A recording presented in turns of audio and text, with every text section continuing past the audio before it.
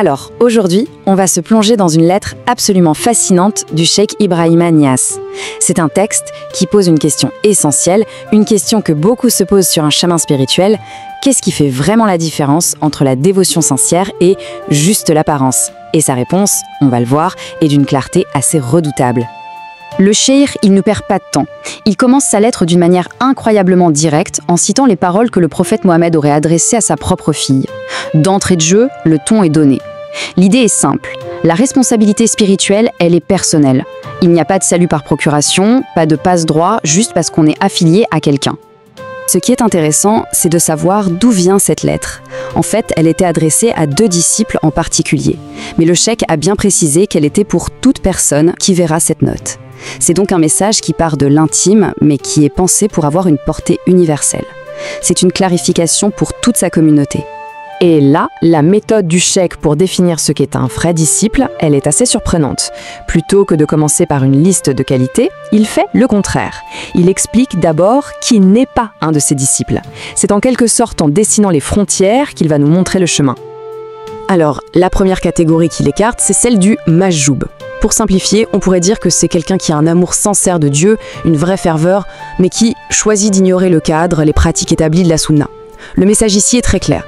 L'amour seul, la dévotion sans la discipline, eh bien ça ne suffit pas. La deuxième catégorie, c'est le salik. Lui, il est sur le seuil. Il est attiré par la voie. Il sympathise. Mais il n'a pas encore franchi le pas, il n'a pas pris l'engagement formel de l'initiation. Il est tout près du chemin, mais il n'est pas encore vraiment dessus. Mais attention, c'est là que ça devient subtil. Le vrai problème, ce n'est pas d'être un majjoub ou un salik en soi. Le cheikh précise bien qu'il les exclut seulement s'ils s'arrêtent là, s'ils stoppent leur progression. Pour lui, la véritable faute spirituelle, c'est la stagnation. Le vrai disciple, à l'inverse, se définit par quoi? Par un mouvement constant, une ascension continue. Bon, une fois qu'on a posé ce cadre, qu'on a écarté ceux qui ne sont pas sur le chemin, on passe à la suite logique. Après avoir éliminé les faux semblants, le cheikh va dresser un portrait robot du vrai disciple. Et on va voir que c'est un portrait aussi exigeant qu'inspirant. Le fondement de tout ça, c'est d'une simplicité absolue.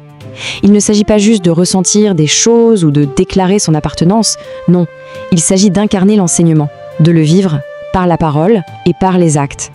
C'est cette cohérence totale entre ce qu'on dit et ce qu'on fait qui est la pierre angulaire de toute sa définition. Et ce portrait devient de plus en plus précis.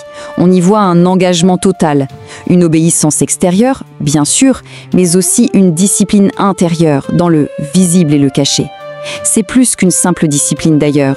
Il parle d'une soif inextinguible de l'approbation divine, un désir qui devient si puissant qu'il finit par éclipser les plaisirs plus terrestres. Et pour être sûr que tout le monde comprenne bien à quel point cet idéal est élevé, le cheikh utilise une métaphore vraiment frappante. Le vrai disciple, dit-il, est plus rare que le mercure rouge, cette substance alchimique presque mythique. C'est sa manière de dire que ce niveau d'engagement est exceptionnel, c'est extrêmement rare. Alors, qu'est-ce qui se passe pour ceux qui ne répondent pas à ces critères? Eh bien, les conséquences sont sévères. Le cheikh est formel. Il prend Allah à témoin. Il se désengage complètement de toute personne qui se dit de sa voix tout en désobéissant à la loi islamique, la charia. C'est un reniement total de sa responsabilité de maître envers cette personne. Et pour bien montrer que cet avertissement, ce n'est pas juste son avis personnel, il l'ancre dans l'autorité suprême, en citant directement le Coran. La menace d'un châtiment douloureux, ce n'est pas de lui qu'elle vient. Elle s'inscrit dans un cadre divin qui le dépasse complètement. Mais cette exigence de rigueur, elle ne concerne pas seulement les disciples de base. Le cheikh l'applique avec encore plus de force, s'il est possible, à ceux qui les guident, les leaders spirituels, qu'on appelle les muqaddam. Là, la règle est simple et sans concession. Un leader n'est pas seulement responsable de sa propre conduite, il est aussi responsable de celle de son groupe. S'il tolère des actes qui sont interdits, il perd son autorisation, son ijaza.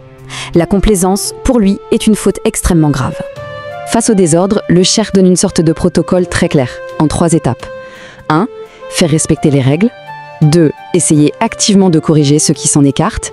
Et 3. Si ça ne marche pas, l'ultime recours n'est pas le compromis, c'est la rupture. Il faut s'exiler, se retirer pour préserver sa propre intégrité. Mais après toute cette sévérité, tous ces avertissements, la lettre ne se termine pas sur une condamnation. Au contraire, elle s'ouvre sur une note d'espoir. Elle offre une direction claire pour pouvoir repartir à zéro. C'est le chemin du retour, la tauba. Et ce chemin du retour, c'est un processus complet. Ça commence par un acte intérieur, le repentir sincère, la taouba. Mais ça ne s'arrête pas là, ça se poursuit par des actions très concrètes, l'obéissance, l'abstention et la maîtrise de soi. Et tout ça est soutenu par un dernier pilier qui est essentiel, l'apprentissage continu. L'importance de l'apprentissage, de la connaissance, est tellement fondamentale que le cheikh la souligne avec un autre verset du Coran. C'est une prière. « Mon Seigneur, accrois mes connaissances ». Ça nous montre bien que le chemin spirituel, ce n'est pas seulement une affaire de cœur, c'est aussi une affaire d'intellect. Finalement, tous ces avertissements, toutes ces définitions, tous ces conseils, tout converge vers une seule et unique instruction. Une instruction qui résume tout l'esprit de la lettre. Le commandement ultime, c'est de ne jamais interrompre sa marche spirituelle vers Dieu. Le chemin, ce n'est pas une destination qu'on atteint un jour. C'est un mouvement perpétuel. Cette lettre, d'une clarté remarquable, nous laisse donc avec une question fondamentale qui résonne bien au-delà de son contexte initial. Une question qui continue de nous interpeller aujourd'hui. Au fond, dans une vie, que signifie vraiment ne jamais interrompre sa marche vers Dieu ?